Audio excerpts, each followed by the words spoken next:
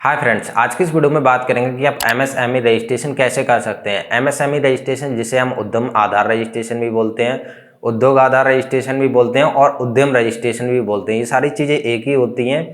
Basically जब भी आप कोई बिजनेस स्टार्ट करते हैं तो उसका जो पहला रजिस्ट्रेशन होता है वो एमएसएमई रजिस्ट्रेशन ही होता है। चाहे आपको अपने बिजनेस के लिए लोन लेना हो, चाहे आपको अपने बिजनेस के नाम का एक करंट अकाउंट खुलवाना हो, इसमें सब में आपको उद्यम रजिस्ट्रेशन की ही जरूरत पड़ेगी।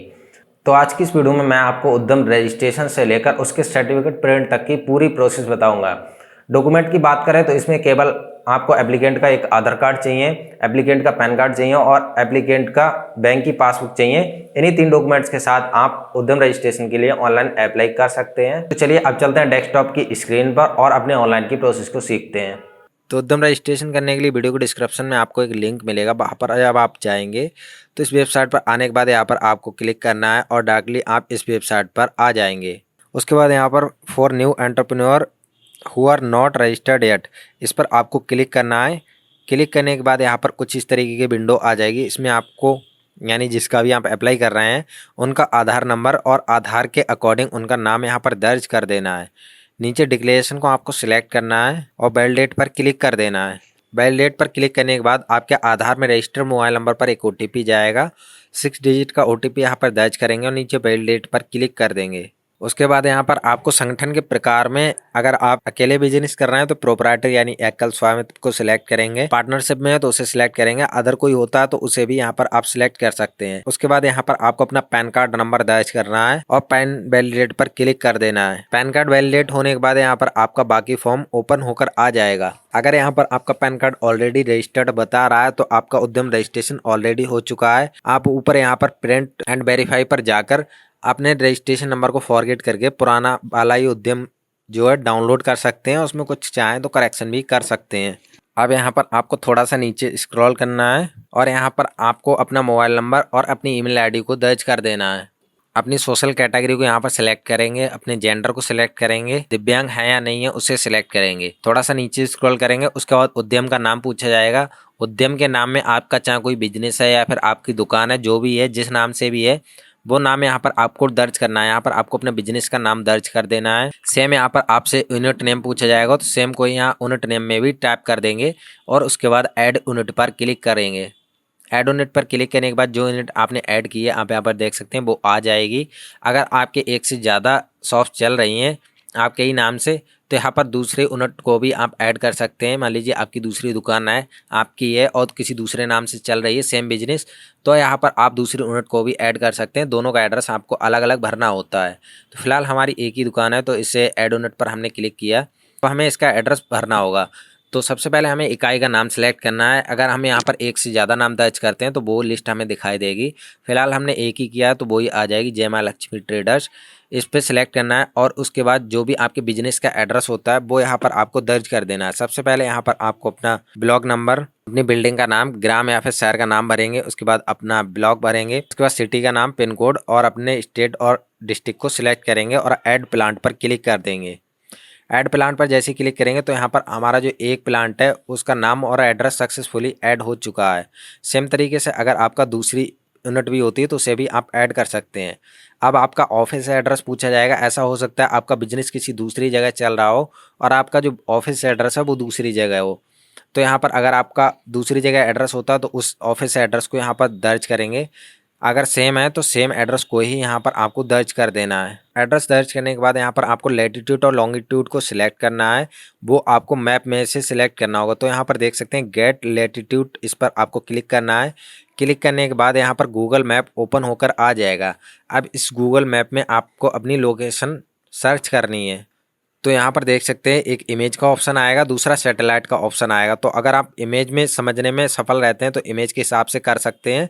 इमेज समझ में नहीं आती तो आप यहाँ से सैटेलाइट में भी चेंज कर सकते हैं। तो इस तरीके से आप सैटेलाइट में स्विच कर सकते हैं और उसके बाद अपनी दुकान के एड्रेस को आप यहाँ पर पॉइंट आउट कीजिए। सबसे पहले यहाँ पर आपको गूगल मैप में सर्च करना है। सर्च करने के बाद आप वहाँ पर क्लिक करेंगे तो वहाँ का लॉन्गिट्यूड और लैटिट्यूड यहाँ पर आ जाएगा। ऊपर यहाँ पर आपको ओके पर क्लिक कर देना है तो यहाँ पर लॉन्गिट्यूड और लैटिट्यूड आपका भर जाएगा। उसके बाद यहाँ पर पिछला पंजीकरण संख्या यदि कोई है तो इसमें आपको NA सिलेक्ट करना है। उसके बाद डेट ऑफ इनकॉर्पोरेशन इसमें आप जब से आपने अपना बिजनेस स्टार्ट किया उस डेट को यहाँ पर आप सिलेक्ट कर सकते हैं। उसके बाद डेट ऑफ कॉमेंसमेंट में भी आप सेम डेट जब से आपका बिजनेस स्टार्ट हुआ है उस डेट को आप सिलेक्ट कर लीजिए। उसके बाद नीचे यहाँ पर आपको बैंक अकाउंट डिटेल्स देनी होगी, जिसमें आप जो एंटरप्रेन्योर है उसकी सेविंग अकाउंट की डिटेल्स ही लगा सकते हैं। अगर करंट अकाउंट होता है तो उसकी डिटेल्स भी दे सकते हैं। तो सबसे पहले बैंक का नाम भरेंगे, उसका FSC कोड भरेंगे, उसके बाद बैंक अकाउंट नंबर को दर्ज कर देंगे। अब यहाँ पर सबसे इम्पोर्टेंट आता है इकाई की प्रमुख गतिविधि यानी मेजर एक्टिविटी ऑफ यूनिट।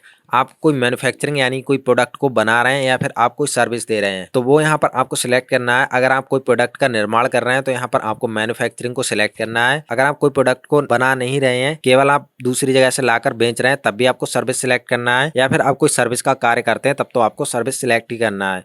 उसके बाद मेजर एक्टिविटी अंडर सर्विसेज में आपको ट्रेडिंग और नॉन ट्रेडिंग को सिलेक्ट करना है। तो अगर आपका कोई सर्विस का व्यवसाय है जिसमें आप केवल सर्विस देते हैं, मान लीजिए मैं यहाँ पर कैफे चलाता हूँ, तो वो नॉन ट्रेडिंग में आ जाएगा। मैं वहां पर कुछ खरीद बेच नहीं रहा हूँ तो वो नॉन ट्रेडिंग में आ जाएगा। अब यहाँ पर अगर आप कोई प्रोडक्ट को खरीदते हैं और बेचते हैं तो वो आपका ट्रेडिंग में आता है। तो हमारा ये ट्रेडिंग का बिजनेस है तो हमने यहाँ पर ट्रेडिंग को सिलेक्ट कर लिया। उसके बाद यहाँ पर सबसे इंपॉर्टेंट आता है NIC कोड। तो NIC कोड को फिल करने के यहाँ पर पहला तरीका तो ये है, डायरेक्टली आप यहाँ पर आपने जो बिजनेस कर रहे हैं उससे रिलेटेड कुछ प्रोडक्ट को सर्च कीजिए। उसके बाद यहाँ पर लिस्ट में से आप NIC कोड को सिलेक्ट कर लीजिए। NIC कोड फिल करने का सबसे आसान तरीका ये रहता है, आपके जैसे जो लोग बिजनेस कर रहे हैं आप उनका उद्यम रजिस्ट्रेशन देख लीजिए, उनके में जो NIC कोड होता है सेम आप अपने में फिल कर सकते हैं। मान लीजिए मैं यहाँ पर एक ई-रिक्शा एजेंसी का रजिस्ट्रेशन कर रहा हूँ तो यहाँ पर मैं सेम किसी दूसरे का जिसका ई-रिक्शे का ही बिजनेस है ट्रेडिंग का, मैं उसका उद्यम रजिस्ट्रेशन सर्टिफिकेट देख लूंगा, उसमें जो उनका NIC कोड लिखा होगा सेम मैं यहाँ पर दर्ज कर दूंगा तो मुझे ज़्यादा दिक्कत नहीं होगी। बाकी अगर आपको ऐसा कोई नहीं मिलता है तो डायरेक्टली आप इस वेबसाइट को ही ओपन कर लेंगे, इसकी होम वेबसाइट को, और ऊपर यहाँ पर आपको NIC कोड की एक लिस्ट देखने के लिए मिल जाएगी। आप इसे यहाँ पर ओपन कर लीजिए। यहाँ पर टोटली 193 पेज की आपकी PDF ओपन होकर आ जाएगी। इसमें आपको अब कंट्रोल F से सर्च करना है एक्टिविटी के लिए। तो जो भी आप काम करते हैं उससे रिलेटेड यहाँ पर आप सर्च कीजिए। मुझे यहाँ पर ये मिल चुका है 45-101 wholesale retail sale and new vehicle passenger motor vehicle, यही हमारा ई-रिक्शा में रहेगा। तो सबसे पहले हमें यहाँ पर देख सकते हैं 45-101 कोड नंबर है, तो हम यहाँ पर आएंगे NIC कोड में 45-101 दर्ज करेंगे। उसके बाद नीचे ट्रेडिंग को सिलेक्ट करेंगे। जो नंबर का जो NIC कोड है उसमें 45 सिलेक्ट करेंगे। 4 नंबर का जो NIC कोड है उसमें शुरू के जो हमने कोड सिलेक्ट सर्च किया उसमें आ रहा है 4510, तो 4510 को सिलेक्ट करेंगे। उसके बाद 5वें कोड में हम फाइनली 45-101 को सिलेक्ट कर लेंगे। अब हमें यहाँ पर ई-रिक्शा के साथ साथ उसकी एसेसरीज भी बेच रहे हैं तो इसके लिए हमें दूसरा कोड फिल करना पड़ेगा। इसे हमने सर्च किया लिस्ट में से 45300 हमारा कोड है, तो हमने यहाँ पर 45300 सर्च किया। उसके बाद ट्रेडिंग को सिलेक्ट किया। NIC 2 डिजिट कोड में 45 सिलेक्ट करेंगे। उसके बाद 4 डिजिट में 4530 सिलेक्ट करेंगे क्योंकि हमारा स्टार्टिंग का 4530 है। एंड फाइनली हमें यहाँ पर 45300 कोड को सिलेक्ट कर लेना है जिसमें हमारी एसेसरीज भी आ जाएंगी। और इसी तरीके से जो भी काम आप करते हैं उससे रिलेटेड 2, 3, 4, 5 NIC कोड को यहाँ पर सिलेक्ट कर सकते हैं जितनी भी आपकी एक्टिविटी होती है। नंबर ऑफ पर्सन एम्प्लॉयड को सिलेक्ट करना है। तो अभी आपके बिजनेस में जितने भी बंदे काम कर रहे हैं उनके यहाँ पर आपको नंबर्स देने हैं। तो जितने भी मेल काम कर रहे हैं उनका नंबर भरेंगे, जितनी फीमेल काम कर रही हैं उनका नंबर भरेंगे, नहीं है फीमेल तो यहाँ पर 0 भर देंगे, अन्य में भी यहाँ पर आपको 0 भर देना है। उसके बाद टोटल यहाँ पर जितने भी आपके एम्प्लॉय हैं वो यहाँ पर आ जाएंगे। उसके बाद यहाँ पर आपकी रिटन डाउन वैल्यू पूछी जाएगी, पिछले फाइनेंशियल ईयर में आपकी रिटन डाउन वैल्यू क्या थी। तो अगर हम नया बिजनेस स्टार्ट कर रहे हैं तो हमारी लास्ट फाइनेंशियल ईयर में कोई भी रिटन डाउन वैल्यू नहीं थी तो हम इसमें 0 सिलेक्ट करेंगे। अगर आपका पुराना बिजनेस होता तो आपकी जितनी भी रिटन डाउन वैल्यू थी लास्ट फाइनेंशियल ईयर में वो यहाँ पर सिलेक्ट करेंगे। सेम यहाँ पर आपने 21-22 के दौरान रिसर्च एंड डेवलपमेंट में कितना खर्चा किया, तो हमारा बिजनेस ही नहीं था पिछले फाइनेंशियल ईयर में तो हमने कोई खर्चा नहीं किया, यहाँ पर भी 0 भर देंगे। उसके बाद यहाँ पर टोटल टर्नओवर पूछा गया है 20-21 में क्या था, तो वो भी हमारा 0 ही था तो इसमें भी 0 भर देंगे। उसके बाद यहाँ पर कुछ आपसे अदर क्वेश्चन पूछे जाएंगे कि आप गवर्नमेंट ई-मार्केट का सपोर्ट चाहते हैं, TREDS पोर्टल पर रजिस्टर्ड होना चाहते हैं, अपनी वेबसाइट को बनाना चाहते हैं, B2B पोर्टल पर रजिस्टर्ड होना चाहते हैं। तो ये सब आपको अपने हिसाब से भरना पड़ेगा। जो भी आप काम करना चाहते हो उसे यस करेंगे और बाकी को यहाँ पर नो करेंगे सिलेक्ट। उसके बाद यहाँ पर आपका पूरा जो फॉर्म है भर चुका है। अब यहाँ पर आपको इसमें और कुछ नहीं भरना है। एक बार आप अपनी सारी डिटेल्स को ध्यान से चेक कर लीजिए। चेक करने के बाद नीचे आपको सबमिट एंड जनरेट ओटीपी पर क्लिक करना है। सबमिट एंड गेट ओटीपी पर क्लिक करने के बाद जो आपने एप्लीकेशन में नंबर दर्ज किया उस पर एक ओटीपी भेज दिया जाएगा। उस ओटीपी को यहाँ पर दर्ज करेंगे और नीचे वेरिफिकेशन कोड को दर्ज करेंगे और फाइनल सबमिट पर क्लिक करेंगे। फाइनल सबमिट पर क्लिक करने के बाद यहाँ पर आपके पास एक उद्यम रजिस्ट्रेशन नंबर आ जाएगा जो कि UDYAM/UP से स्टार्ट होगा। इसका आपको एक स्क्रीनशॉट ले लेना है और यहाँ ओके पर क्लिक कर देना है। ओके पर क्लिक करने के बाद यहाँ पर आपका जो रजिस्ट्रेशन है सक्सेसफुली हो चुका है। अब यहाँ पर तुरंत ही यहाँ पे सर्टिफिकेट को भी प्रिंट कर सकते हैं, तो यहाँ प्रिंट सर्टिफिकेट पर क्लिक करेंगे। उससे पहले यहाँ पर आप अपने उद्यम रजिस्ट्रेशन नंबर को कॉपी कर लीजिए। उसके बाद जो उद्यम रजिस्ट्रेशन नंबर कॉपी किया वो यहाँ पर पेस्ट कर दीजिए। जो मोबाइल नंबर आपने अभी एप्लीकेशन में दर्ज किया सेम मोबाइल नंबर को यहाँ दर्ज कीजिए और OTP ऑन मोबाइल इसे यहाँ पर सिलेक्ट कर लीजिए और वैलिडेट एंड जनरेट ओटीपी पर क्लिक कर दीजिए। आपके मोबाइल नंबर पर एक ओटीपी भेजा जाएगा। ओटीपी को यहाँ पर वैलिडेट कीजिए और लॉगिन पर क्लिक कर दीजिए। आप यहाँ पर देखेंगे आपकी डिटेल्स ओपन होकर आ जाएगी। कुछ भी डिटेल्स को अगर आप यहाँ पर एडिट करना चाहते हैं तो यहाँ पर आप एडिट डिटेल्स पर क्लिक करके यहीं से एडिट कर सकते हैं। अदरवाइज सर्टिफिकेट को प्रिंट करने के लिए प्रिंट सर्टिफिकेट पर क्लिक करेंगे तो यहाँ पर आपका जो सर्टिफिकेट है वो यहाँ पर ओपन होकर आ जाएगा। अगर आपका सर्टिफिकेट एक से ज्यादा पेज में जा रहा है तो नीचे यहाँ पर आपको आ जाना है और यहाँ पर आपको एक स्केल का ऑप्शन मिलेगा, इस पर आपको क्लिक करना है और इसकी साइज को आप 80%, 90% या 75% करके देख सकते हैं, जितना कि आपका एक पेज में सर्टिफिकेट आ जाए। तो हमारा सर्टिफिकेट 72% करने से एक पेज पर आ गया है। अब हम इसे इजिली प्रिंट कर सकते हैं।